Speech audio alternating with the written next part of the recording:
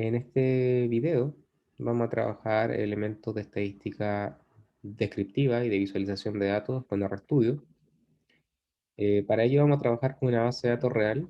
La base se llama StudentMath, que pertenece a un estudio de unos investigadores portugueses sobre el desempeño de estudiantes de secundaria en base a un conjunto de datos. Voy a hablar un poquito más adelante sobre la base de datos, la cual va a estar disponible en el aula.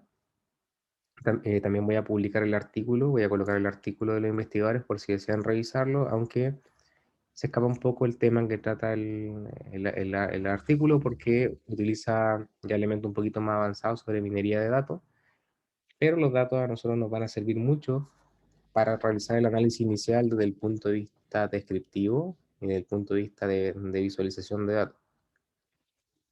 Y bueno, también está de más decir que la base de datos es la que vamos a ocupar de acá en adelante en los siguientes videos que van a tratar sobre análisis descriptivo, visualización, que trata este video, en los siguientes, los cuales se va a ver un poco de temas relacionados con análisis bivariado, regresión simple, también algo de inferencia y con regresiones múltiples.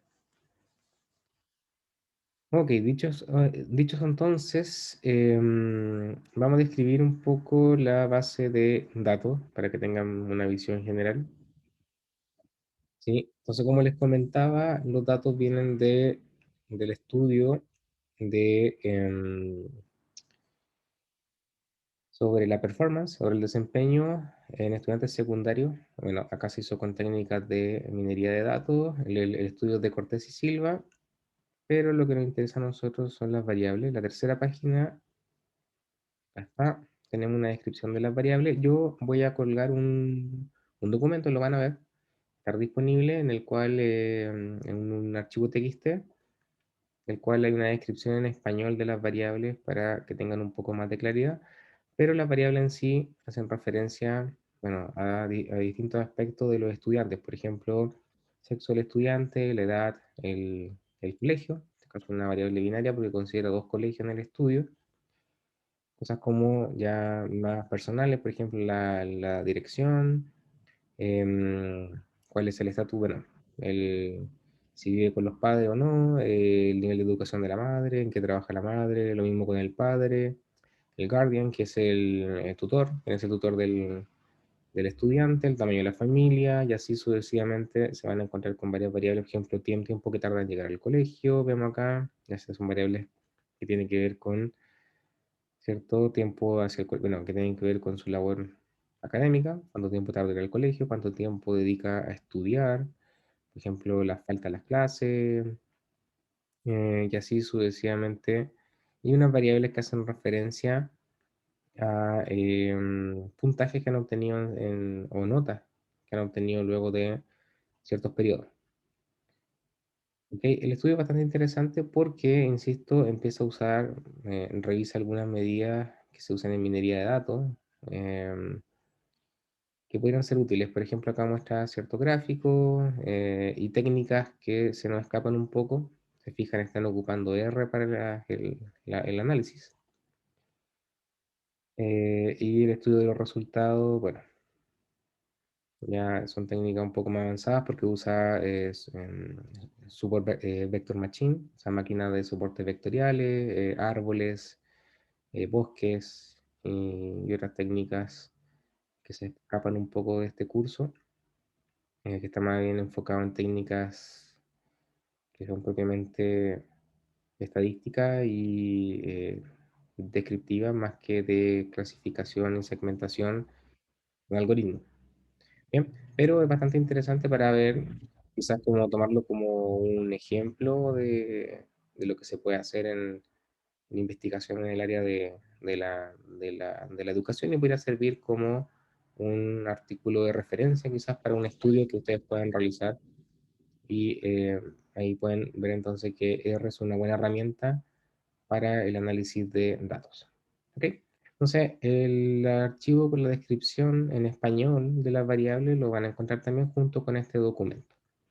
Volviendo al código en R, Ahí también dejo la observación que este documento ustedes lo van a encontrar directamente en un archivo .r, se llama análisis descriptivo.r.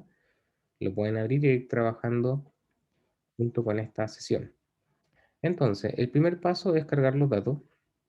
Acá a la base de datos la vamos a llamar estudiantes. ¿Sí? Acá solo estamos tomando los puntajes que obtuvieron los estudiantes en la prueba de matemática. El estudio original considera puntaje una prueba de matemática y una prueba de portugués. Bien, yo solamente seleccioné la de matemática. Entonces acá en la línea 3 tenemos la instrucción que ustedes ya conocen, que es para la carga de datos o la ingesta o la lectura, como quieran llamarlo, y usa la función readCSV, porque yo les comentaba que la habitual, y es más, esta base de datos viene así, está en formato separado por coma, en este caso el separador es punto y coma, así que lo dejé directamente para que funcione. Bien, entonces damos aquí correr, se abre el buscador, yo tengo la base acá en el escritorio, se llama studentmat.csv, le damos a abrir, ok, aquí está, pueden ver que en el visualizador, en la parte del ambiente, se cargó la variable estudiante y dice que son 395 observaciones para 33 variables. Ok, usamos la función attach. Algo que no mencioné de la función attach, bueno, acá hay un warning que me está advirtiendo de que el nombre ya estaba siendo ocupado. Eso es porque probablemente es porque trabajé un poco los datos antes cuando estaba construyendo el documento, así que el R reconoce que el nombre ya lo estaba usando. A ustedes probablemente no les aparezca este warning, porque es la primera vez que están leyendo la base de datos y le están colocando el nombre de estudiante. ¿Bien? Así que este warning, bueno, lo vamos a ignorar, es solamente una advertencia. Otra cosa que es importante del attach es que eso permite que las variables, que los nombres de las variables queden todos cargados en R. Por lo tanto, yo los puedo llamar de dos formas. Uno es enlazando con el signo peso, que eso lo hablamos en el video anterior, que es la forma de extraer una variable dentro de un conjunto de datos. Por ejemplo, yo podría escribir acá estudiantes y coloco el signo peso y se abre acá. Podría, por ejemplo, tomar la variable age, la edad. Ok, lo vamos a ejecutar para que lo vean en la consola. Ahí está, esta es la edad de los estudiantes. O simplemente podría escribir la palabra age y lo vamos a ejecutar y van a ver que hace lo mismo. ¿Bien? Esto de llamar ya sea enlazando o no enlazando tiene que ver con el uso del attach. Al colocar el attach yo puedo ahorrarme esta línea y simplemente llamar los datos por el nombre de la variable. Si no colocan el attach, puede ocurrir que R no lea las variables, sino que tienen que enlazarla a la base de datos. ¿Ok? Esa es una observación que había omitido en el video anterior sobre la función attach. Qué bueno que sepan, ¿sí? ¿Para qué sirve también? Bueno, esta ya la vimos, la función head me entrega el encabezado, solamente quiero ver la descripción, las 6 primeras filas de mi base de datos, recuerden que son 395 observaciones, si queremos ver solamente 6, las 6 primeras filas, ahí tenemos una descripción de las primeras filas. Recuerden que aquí school es una variable binaria que se referencia a dos colegios, son los nombres de los colegios de los estudiantes. La variable sex es el sexo del individuo, femenino o masculino. Aquí está como el género. Tenemos la edad en años y todo esto que está acá hay que leerlo, ¿cierto? De la descripción de datos para saber qué es lo que significa. Por tanto, cuando si entramos en detalle, yo acá en este documento en R, de las variables con las que vamos trabajando, perdón, con las variables que vamos trabajando, dejo una descripción de lo que son. Pero si uno quiere saber qué hacen otras variables que yo no menciono quizá en este video o en los siguientes, pueden consultar el documento que subí de la descripción en español de las variables. Luego está la función names, que ustedes ya saben, la función names lo que hace es entregar los nombres de las variables. Acá están el nombre de las variables, se fijan, son 33 variables, aquí está la última, G3. Y la descripción, insisto, está en el documento que ya bien está bien, está bien, mejor dicho, en el artículo o en el documento que yo dejé en TXT, donde aparece el nombre en español, bueno, sale en inglés, en español y qué es lo que significa en español. STR vimos que era el tema de la estructura, voy a agrandar un poco acá. Veamos entonces la estructura. Ahí tenemos entonces la lista de la estructura y podrían haber ciertas cosas que podemos modificar. Eso lo vamos viendo a medida que avanzamos. Aquí reconoce los caracteres, la variable aquí, la edad, la reconoce como un entero. ¿Ok? Y habría que ver qué significa esto. Por ejemplo, acá dice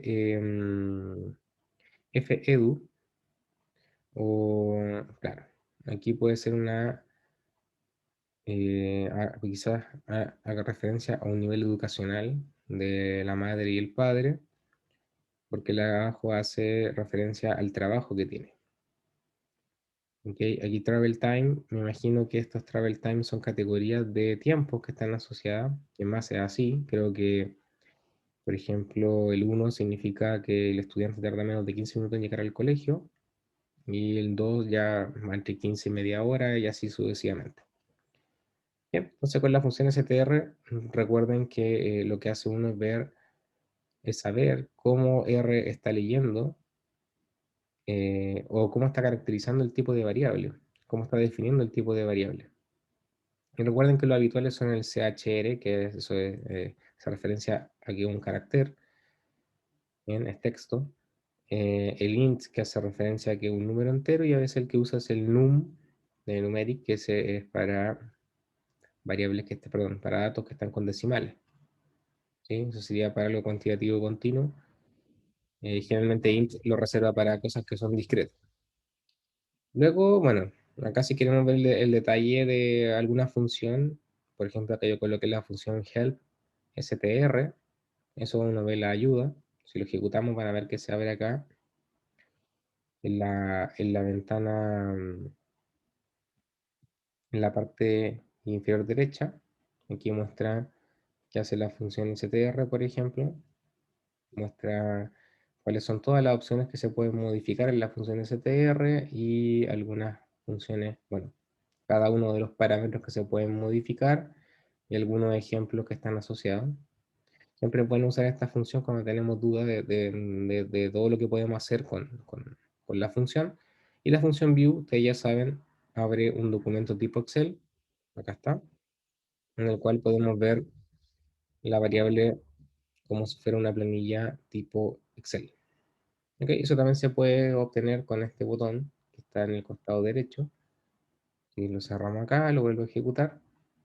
Con este botón es lo mismo. Y recuerden que ¿cómo se llama? Que la función str de la estructura también se puede obtener con este botón que está en el costado izquierdo. Si yo presiono acá, aquí se abre lo mismo que se obtiene con la función str. Bien, entramos entonces en la parte de análisis univariado. Acá, por ejemplo, tomé como caso la variable mjob, que hace referencia al trabajo de la madre, que es una variable cualitativa. Esta variable, bueno, tiene ciertos niveles. Por ejemplo, acá se alcanzan a ver algunos, que hace referencia al trabajo de la madre. Y acá con la función table, lo que vamos a hacer es tabular.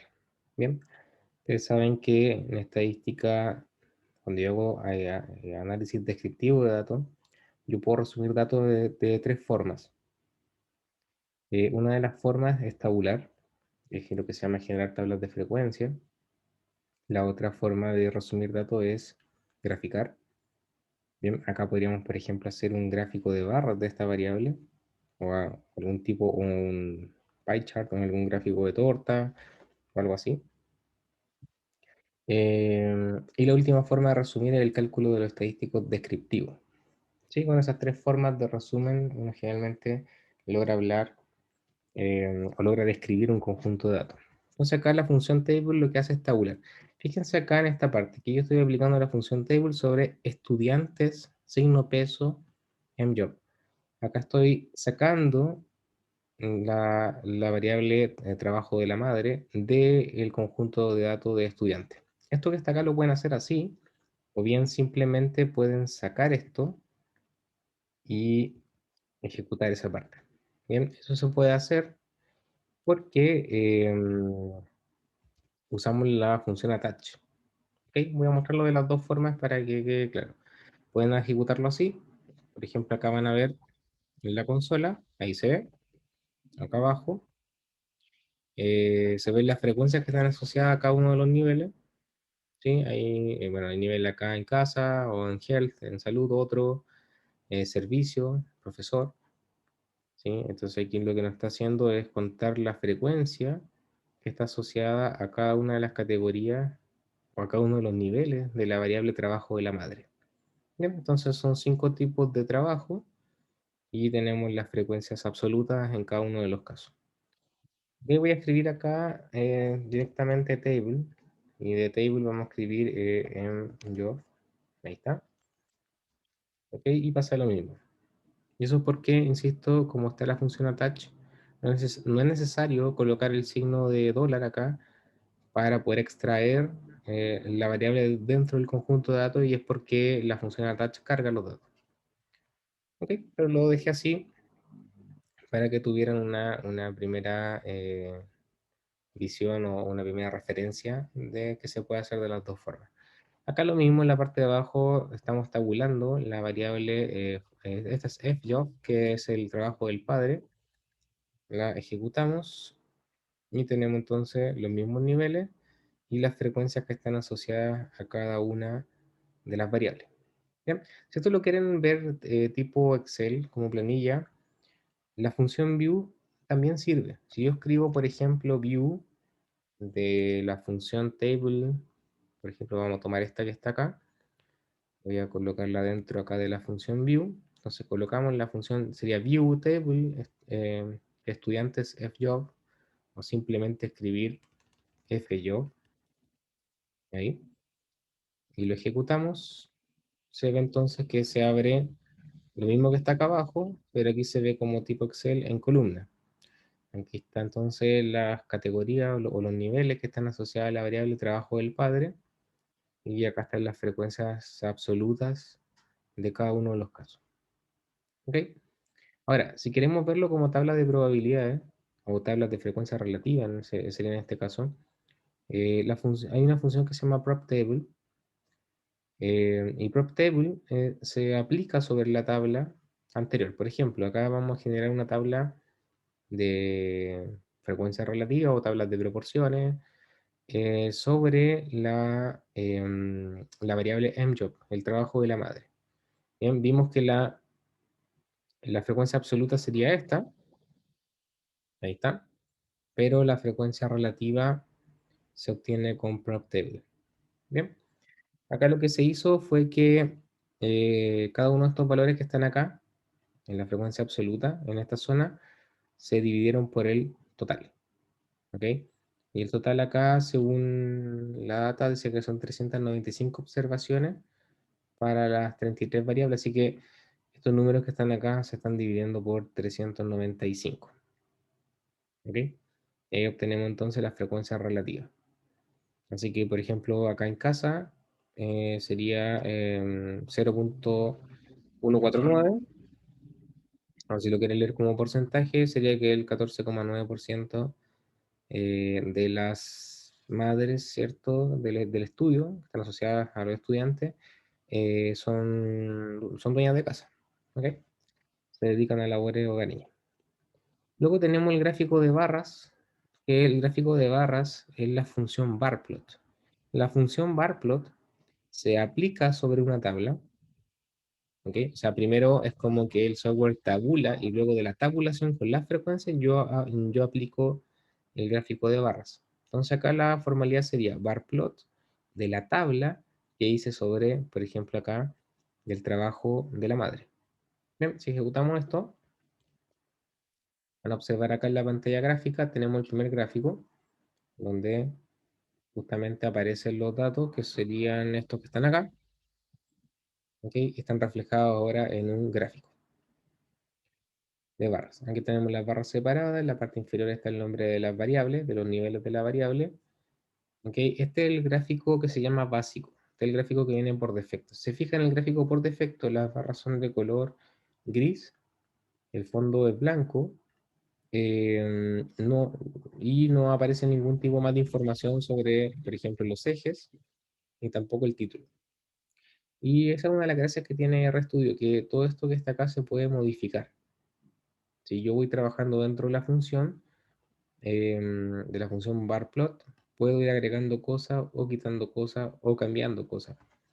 Si uno quiere ver el detalle, con la función help, como vimos en la parte de más arriba, acá muestra todo lo que se puede modificar dentro del gráfico. ¿Ok? Y aquí hay una descripción. Bueno, aquí está en referencia al tema de los tamaños, eso tiene que ver con la tabulación, pero por ejemplo hay cosas que se pueden modificar, eh, como, no sé, agregar una leyenda o colocar un título, que sería la función main, xlab, que eso hace referencia a colocarle título al eje X, eso sería como xlabel, cambiar el color, por ejemplo. Bien, todas esas cosas las pueden leer desde acá. Acá está la descripción. Yo voy a aplicar algunas básicas. Vamos a volver al gráfico aquí donde dice plots. Voy a aplicar algunas cosas básicas que ustedes pueden replicar para ver que esto se va modificando. Por ejemplo, si yo tengo la función barplot sobre esto que está acá, voy a pegar aquí. Ok, puedo ir agregando cosas o ir quitando cosas. Ejemplo, si quiero colocar título, puedo utilizar la función main. Ok, la función main permite colocar un nombre a esto. Por ejemplo, si quiero colocarlo en español, trabajo de la madre. Acá voy a hacer un enter para que se note aquí. Fíjense que acá está, ¿cierto?, la lectura de la variable, luego viene una coma y luego viene la función main, que dice trabajo de la madre. Si yo ejecuto esto, por ejemplo aquí, van a ver que en el gráfico se agrega justamente el título que yo agregué. La función main entonces lo que hace es agregar un título. Por ejemplo, supongamos que yo quiero que en el eje X diga el nombre de la variable que se llama mjob. Entonces usamos la función xlab, y entre comillas, porque estos son estos caracteres, por eso van entre comillas. Dentro de eso vamos a colocar entonces mjob. Y si ejecutamos eso, se ve acá, en la parte inferior. Se logra ver ahí en el gráfico. Si en el eje Y quiero que diga frecuencias en español, entonces vamos a usar la función ylab o ylab. Acá colocamos entonces frecuencias. ¿Ok? Ejecutamos eso y tenemos entonces la palabra frecuencias acá. Ahora, si quieren cambiar el color, también se puede hacer. La función call, ahí está. Y el color lo pueden colocar entre comillas, en inglés. Por ejemplo, rojo. Bien, y tenemos el gráfico en color rojo. Ahora, con el tema de los colores se puede hacer mucho.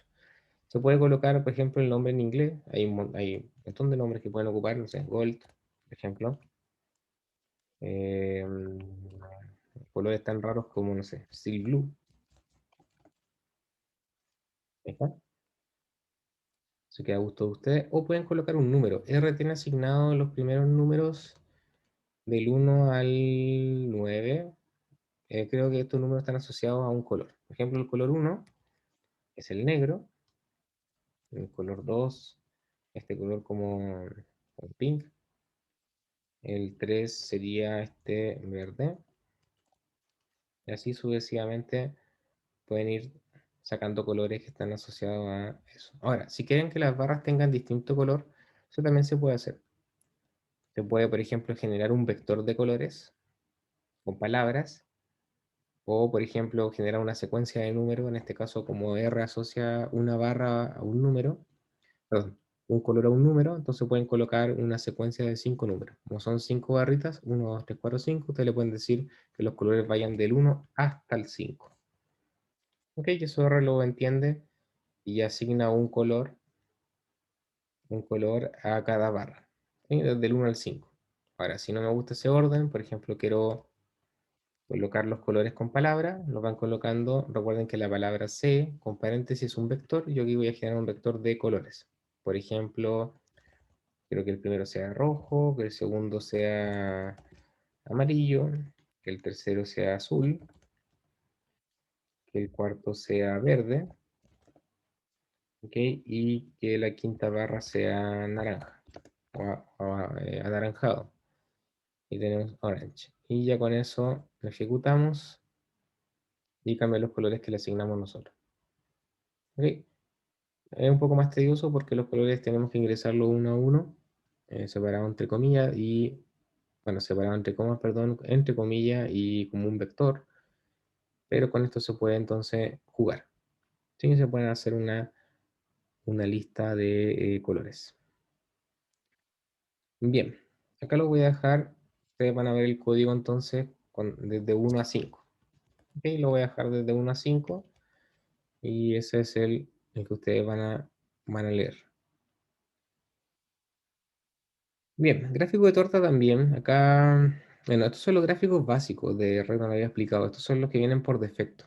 Hay gráficos un poco más avanzados, en el sentido de que hay paquetes nuevos de R, relativamente nuevos, em, que son paquetes gráficos en los cuales mejoran un poco la calidad, por así decir, del gráfico. Pero estamos trabajando con lo básico, con lo que viene incluido en R. La función py hace un gráfico de torta. Por ejemplo, acá, si ya podemos leer este código, ahí estaríamos generando un gráfico de torta de la variable mjob, del trabajo de la madre, y los colores justamente van desde 1 hasta 5, porque son 5 niveles, al igual que lo hicimos acá.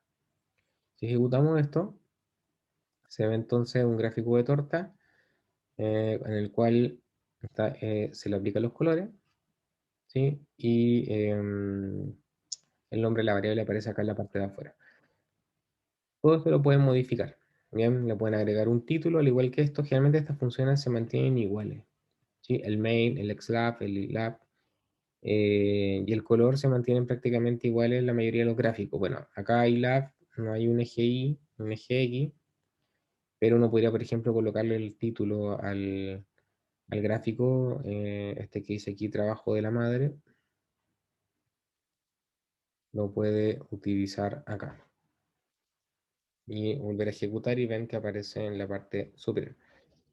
Y aquí con HelpPy pueden verificar entonces, pueden ahí ver qué cosas se pueden cambiar del gráfico con la descripción, ¿cierto? Que aparece acá, con los argumentos de los parámetros que están asociados. Ok, acá tenemos una variable, la variable dat. Recuerden que la variable dat es una variable cuantitativa.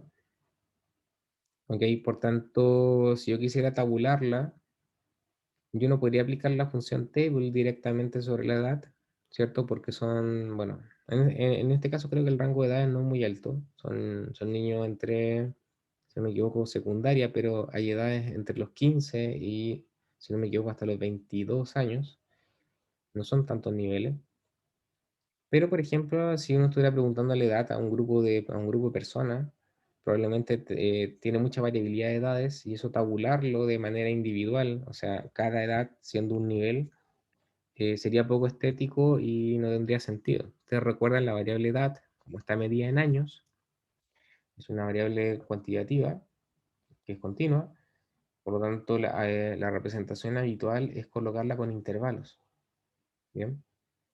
Em, entonces, en esta zona, acá, se ve cómo se hace justamente la división en intervalos. Supongamos que yo quiero generar una tabla para las edades, ¿ok? Y quiero generar 4 niveles, 4 cortes.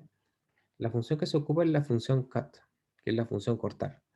Acá la función cortar se está aplicando sobre la edad y ese 4 indica justamente la cantidad de cortes que yo quiero hacer. Bien, entonces lo que hace esta función es tomar el rango de los datos, ¿cierto? Toma la diferencia entre el máximo y el mínimo, el que tiene más edad menos el que tiene menos edad, eso da el rango, y el rango se subdivide por la cantidad de intervalos. ¿Ok? Eso definiría entonces las amplitudes de los intervalos. Y luego esto se le pide tabular. Acá si ejecutamos esta línea, van a ver que aquí hace la división.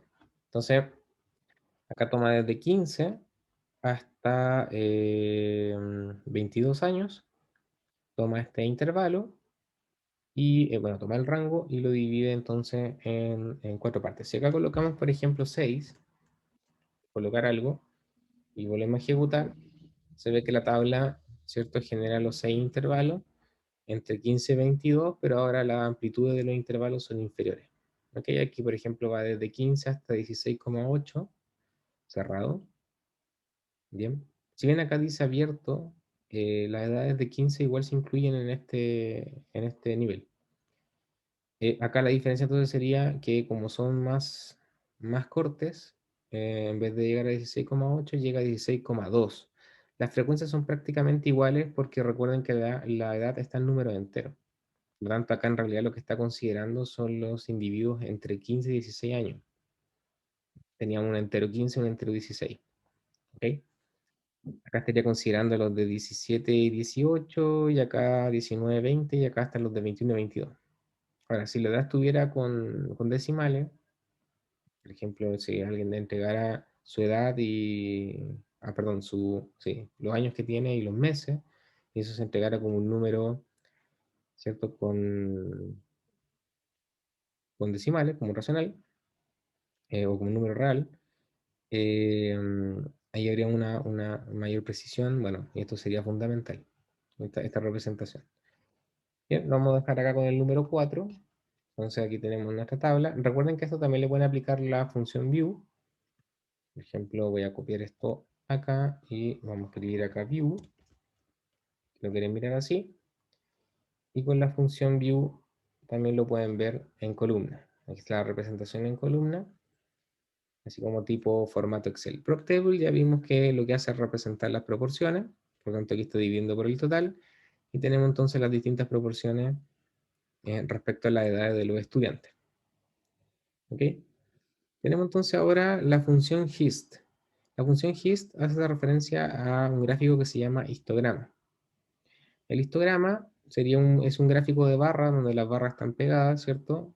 ¿Por qué? Porque se utiliza para variables que son cuantitativas continuas. Bien, en los continuos no hay espacio, por ejemplo, como los números, como en las variables discretas. Si uno, por ejemplo, cuenta el número de hijos, generalmente, bueno, es así, el número de hijos está el número entero, por lo tanto uno va dando saltos, así que ahí sería lo más adecuado es utilizar un gráfico de barras, en donde las barras representen las distintas cantidades de hijos. Por ejemplo, si estamos midiendo entre 0 y 4 hijos, serían 5 barras, desde el 0 hasta el 4. En cambio, en este caso, si uno está midiendo edad o está midiendo, por ejemplo, estatura, peso, al segmentar genera intervalos y los intervalos estamos cortando sobre, ¿cierto? Sobre un continuo, por tanto, las barras van pegadas justamente para representar de que no hay un vacío justamente en el conjunto numérico. Lo único que se vería un espacio si la frecuencia es cero del intervalo. Si uno de estos intervalos que están acá tuviera frecuencia cero, uno vería un espacio, pero no porque no exista número entre medio. Eso se refiere el tema del histograma.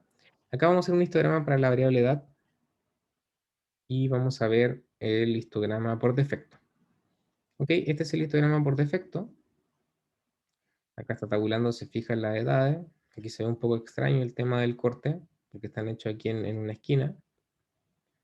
Ok, pero bueno, fuera de eso, tenemos el gráfico básico. El nombre lo coloca, se fijan, coloca un main, un título, pero está en inglés. Siempre va con la palabra histogram of y luego le agrega el nombre de la variable aquí. En la parte inferior coloca el nombre de la variable, en este caso Sage, y frequency, ¿cierto? Hace referencia a la frecuencia, pero está en inglés. Por ejemplo, si uno aplicara el histograma sobre las variables, por ejemplo, la variable G1 era la variable de los puntajes de los estudiantes que obtenían en el primer periodo. Podríamos echar a correr eso ahí, y ahí tenemos el histograma, por ejemplo, para la variable G1. Acá los puntos iban entre 0 y 20 puntos. Eso es como una nota. Entre nota 0 y 20. y se observa una distribución que está asociada a eso. Se fijan nuevamente, dice histogram now, de la variable, la replica acá abajo y en el eje Y dice frequency. Esta es la frecuencia. Bien, para ver las opciones del histograma, lo mismo, con la función help uno puede ejecutar esto y ver las opciones. Ahí se ve, por ejemplo, en este documento, que en el main, en el título, siempre va a pegar la palabra histograma, histograma D, y luego el xname hace referencia al nombre de la variable X. Por eso siempre va a aparecer esto en inglés en la parte de arriba. ¿Ok? Y aquí se ve que en el xlab, en el label, en el eje X, siempre coloca el nombre de la variable X. ¿Sí? Y respecto al color, creo que no sale especificado. Aquí está. Respecto al color, el color por defecto es un gris claro. Ahí dice light gray, que es el color justamente que aparece por defecto acá. Si quisiéramos modificar esto, por ejemplo, vamos a trabajar sobre esta variable G1, es exactamente igual como lo vimos con el gráfico de barra. Em, por ejemplo, podemos colocar un título. Ahí sí, salió de acá. Ahí sí, main. Usamos la función main. Acá podríamos colocar calificación del primer periodo. ¿Sí? Ejecutamos eso y tenemos entonces el nombre acá. Lo voy a ir separando así por línea. Coma. En el eje X vamos a dejarlo tal cual, G1, pero en el eje Y vamos a dejar en español. Entonces en el YLab o YLab vamos a colocar acá frecuencia. Ok, ahí lo vamos ejecutando, ¿ven? Y podemos, por ejemplo, agregar el color. Vamos a cambiar acá el color y le vamos a colocar color ya, Sea Blue. Ok, ahí tendríamos entonces el gráfico de la variable. ¿Sí? Ahora, podemos ingresar una función de densidad estimada. Esto es como si uno quisiera ajustar acá sobre esta curva, o sea, perdón, sobre este gráfico, uno quisiera, por ejemplo, colocar, veamos si puedo utilizar acá un lápiz. Aquí está. Pero si yo quisiera colocar sobre esto una densidad estimada sobre los datos, por ejemplo, para representarlo, podríamos ocupar acá lo siguiente. Primero, bueno, acá yo dejé el código listo, pero lo vamos a cambiar porque el código lo vamos a ocupar para la variable G1. Entonces, vimos entonces la parte acá del histograma. El histograma está siendo ejecutado sobre G1. Bueno, aquí el main sería para nosotros la calificación del primer periodo. Vamos a sustituir esto que está acá. Ustedes van a ver el código ya final. Calificación del primer periodo. Tenemos que el color es Steel Blue. Ok. En el eje X esto no se da. En el eje X esto es G1. Ok. Y en el eje Y es frecuencia. Y acá está la diferencia. Si yo quiero graficar una curva, una función de densidad estimada sobre la curva, para ya sea por algo estético o porque quiero ver de manera visual la normalidad de los datos, por ejemplo, hay que cambiar la frecuencia del eje Y. Acá la frecuencia del eje Y, se fijan, está en frecuencia absoluta. Estas son las frecuencias absolutas, ¿okay?, de la variable. O sea, en cada uno de estos intervalos que se generaron acá, cuál fue la frecuencia, cuál fue la cantidad de individuos, por ejemplo, que obtuvieron entre 0 y una cierta cantidad de puntos y así sucesivamente. Si yo le coloco la función frec igual false, se fijan acá, aquí hay una coma dentro del histograma, y colocamos la instrucción frec igual false, eso lo que hace es modificar el eje Y. El eje Y pasa de frecuencia absoluta, como está, a frecuencia relativa, o sea, con respecto al total. Si ejecutamos esto, se fijan que lo único que cambia no es el gráfico, sino que lo que cambia es la escala del gráfico que está. ¿Ok? Luego, si usamos la función lines, density, si lo usamos sobre, no h, sobre G1, Lo que hace el software es justamente calcular la densidad de G1 con un cierto color y la ajusta como una línea, con la función lines. Si ejecutamos esto, entonces queda dibujada una densidad estimada, aquí en color rojo, sobre la función. Si no hacen el frec igual false, esto no se ve, y es porque la densidad se está creando en una escala entre 0 y 1. Tanto no verían nada. ¿Sí? Si ejecutamos, por ejemplo, esta función que está acá arriba, regresé al histograma sin el frequency igual false, aquí está por defecto en true, ahí se ve, que cambió el eje y yo ejecuto el lines, y el line se ve prácticamente pegado al cero, porque los valores de la densidad están siendo calculados sobre la función de probabilidad, o sea, sobre los valores de frecuencia relativa. Tanto acá no se ve. ¿Ok? O sea, acá la gran diferencia es esto, el false. Ejecutar eso ahí, tenemos el cambio en el eje y ahora sí podemos ejecutar esta función. Y obtenemos ahí la función de densidad. ¿Ok? Ahora, acá viene la pregunta, bueno, ¿cómo podemos segmentar age, vamos a volver a la variable edad, en función de guardian? Que el guardian hace referencia al tutor, ¿sí? Y esta variable tiene tres categorías. Hace referencia si el tutor del estudiante es la madre, el padre u otra persona. Esto que está acá, estas líneas se llaman filtros, ¿ok? Los filtros es una forma de trabajar datos en R para extraer un subconjunto de datos. Esta es una forma de extraer un subconjunto de datos. Hay varias. ¿Sí? Esto es similar a cuando uno está trabajando en Excel y coloca el filtro y solamente extrae los datos que hacen referencia a un nivel de una variable. Esto es similar. Entonces vamos a traducir esto al español para que se entienda. Primero, la variable acá age, que es la variable edad, son 395 edades. ¿Sí? Pero vamos a hacer una segmentación de las edades en base al nivel de la variable guardian, que hace referencia al tutor, y esos tres niveles que están acá, ¿ya? Madre, padre y otra persona. Eso sería other. ¿Ok? ¿Cómo se hace entonces? Primero se genera una variable. Acá este nombre h-m es un nombre que es inventado simplemente para asignar. La referencia aquí en este caso sería h-mother.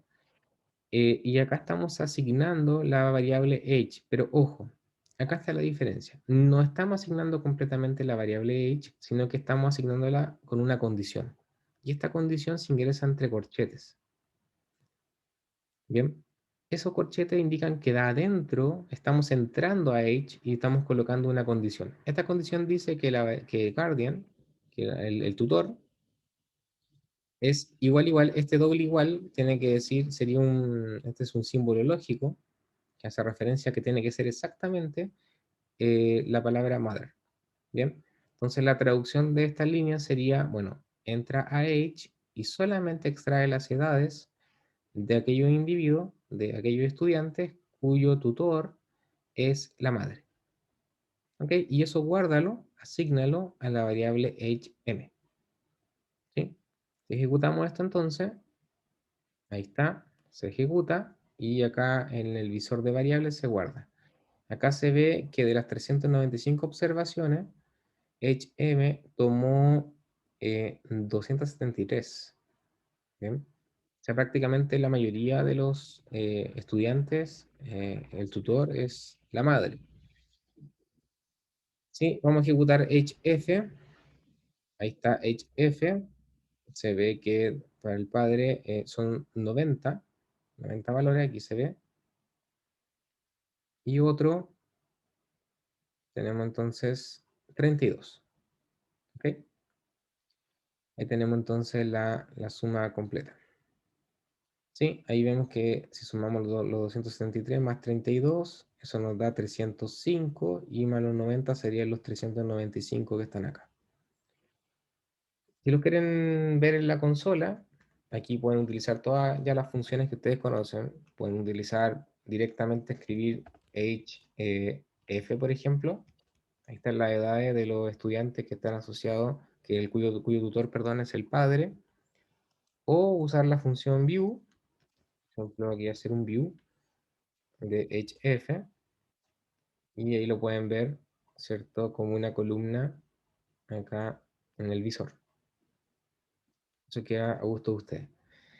Ahora, ¿qué estadística básica podemos hacer? Bueno, ya hicimos esto que está acá y es parte del resumen de datos. Vimos tabulación, función table, vimos gráfico, vemos que se puede hacer un bar plot o un pie con la función que se le aplica sobre la función table, o un histograma, un hist para variable cuantitativa. Pero también otra forma de resumir datos es calculando los descriptivos. La función summary es la función resumen, se aplica sobre una variable y me entrega un resumen de datos. Si ejecutamos esta línea, acá en la parte inferior tenemos el resumen de descriptivo. ¿Qué nos entrega la función summary? Nos entrega el mínimo, el primer cuartil, la mediana, la media, que es el promedio, ¿cierto? El tercer cuartil y el máximo. Acá tenemos entonces una descripción de los datos que hacen referencia a la variable age completa. O sea, de los 395 observaciones, se ve entonces que las edades fluctúan entre los 15 y los 22, eso sería el mínimo y el máximo.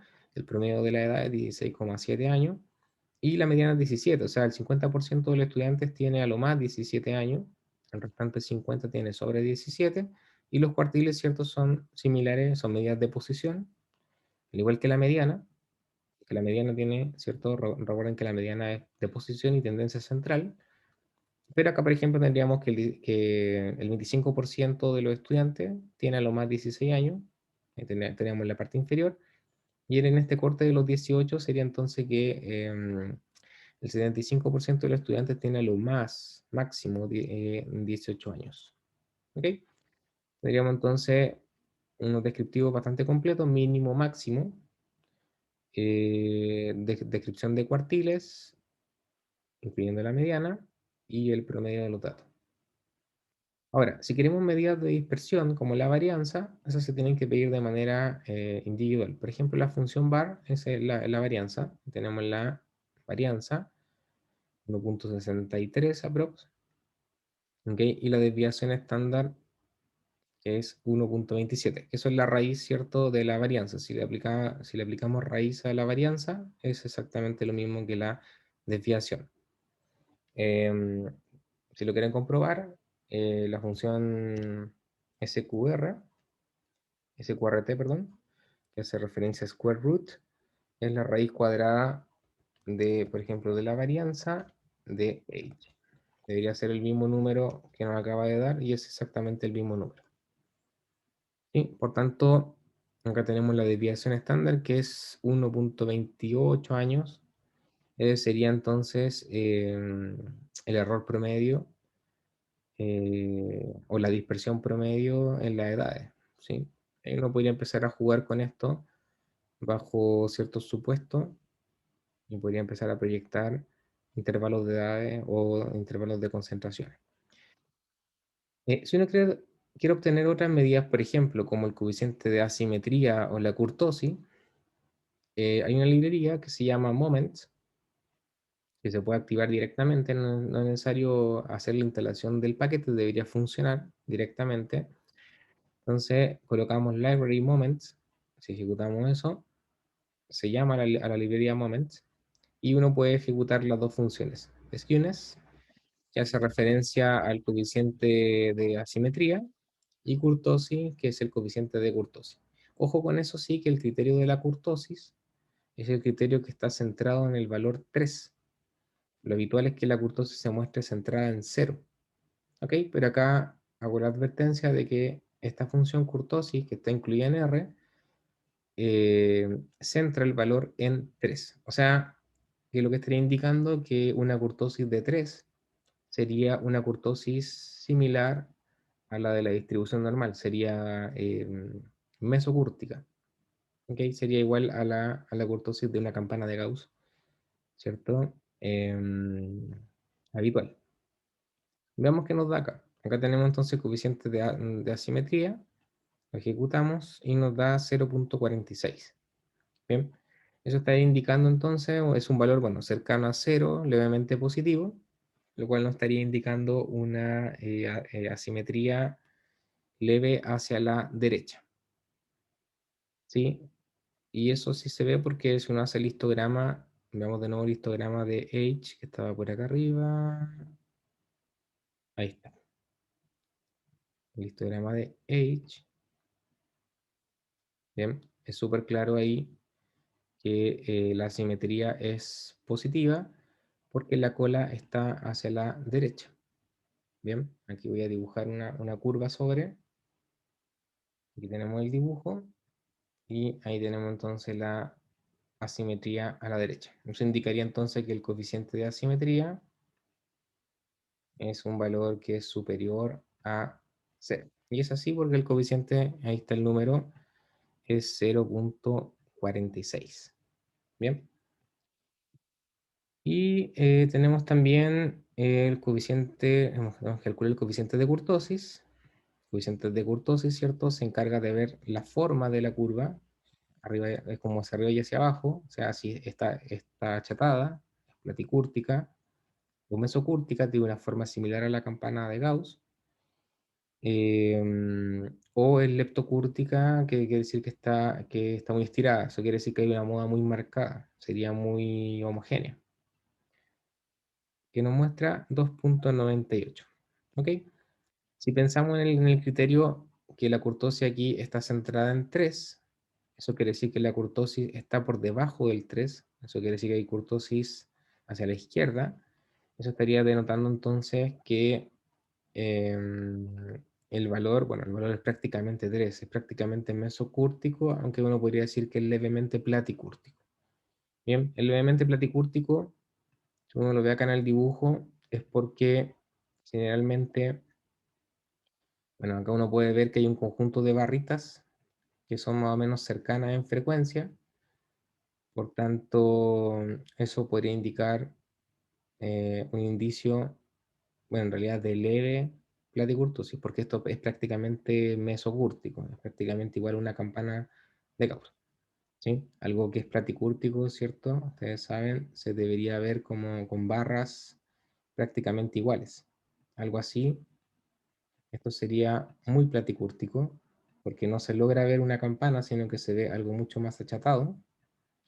Y algo leptocúrtico, generalmente en el leptocúrtico es una de las barras la que se destaca sobre el resto. Si tuviera una barra muy, muy, muy alta y el resto ya es un conjunto de barras mucho más pequeñas, algo así, por ejemplo, voy a inventar, esto tiene una kurtosis muy alta. Esto sería leptocúrtico. Bien, y esto sería platicúrtico. Sí, y mesocúrtico es el ideal porque en realidad es lo que se parece a la campana de Gauss, habitual. Cuando me refiero a eso es en altura. Sí, no, acá no estoy hablando de las colas, que eso tiene que ver con la simetría, que es la medida que vimos en la parte anterior. Bien, acá en esta parte tenemos resúmenes. Esto sería el resumen de edades por